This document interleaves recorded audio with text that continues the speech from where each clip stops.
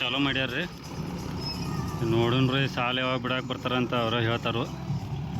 ಇನ್ನು ಒಂದು ದಿವ್ಸ ಬಿಟ್ಟು ಬರ್ತಾರೋ. Hello guys, welcome back to the new video.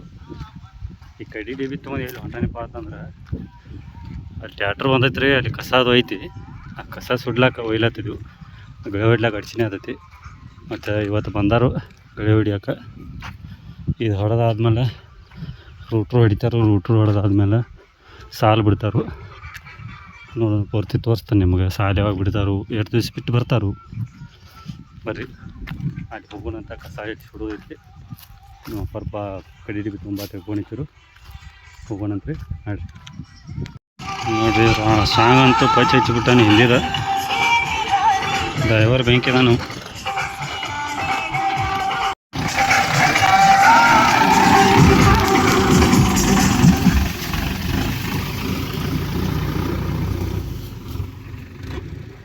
ಎಲ್ಲಿ ಹೊಡೆದೈತೆ ಇದೇನು ಕಸ ಐತೆ ನೋಡ್ರಿ. ಇಲ್ಲಿ ಡ್ರೈನ್ದಾಗ ಐತ್ರಿ ಹಚ್ಚಗಂತ. ಇದನ್ನ ತೆಗದ ಇಲ್ಲಿ ಒಗದಿದ್ದೀವ್ರಿ ಇಲ್ಲಿ. ಮತ್ತು ಈಗ ಅದೆಲ್ಲ ಒಣಗೈತಿರಲ್ಲ, ಅದಕ್ಕೆ ಸಡ್ಲು ಮಾಡಲಿ ಹೋಗಿಲಾತಿದ್ದೀವಿ.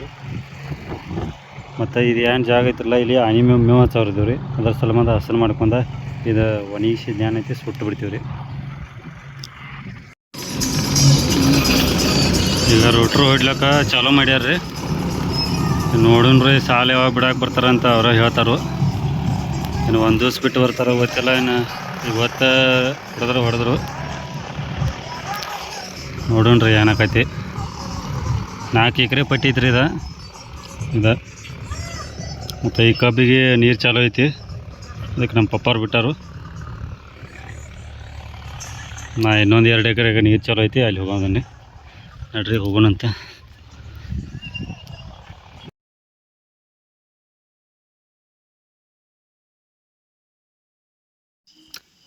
ಈಗ ನೋಡ್ರಿ ಹೊಲಕ್ಕೆ ಬರ್ಬಿಡ್ದ ಮೋಟ್ರ್ ಚಾಲಾಗಿತ್ತು. ಬೈಗಾಟಿಗಂತೂ ನೀರು ಹೊಂಟಿದ್ದು ರೀ ಎಲ್ಲ ರೀ.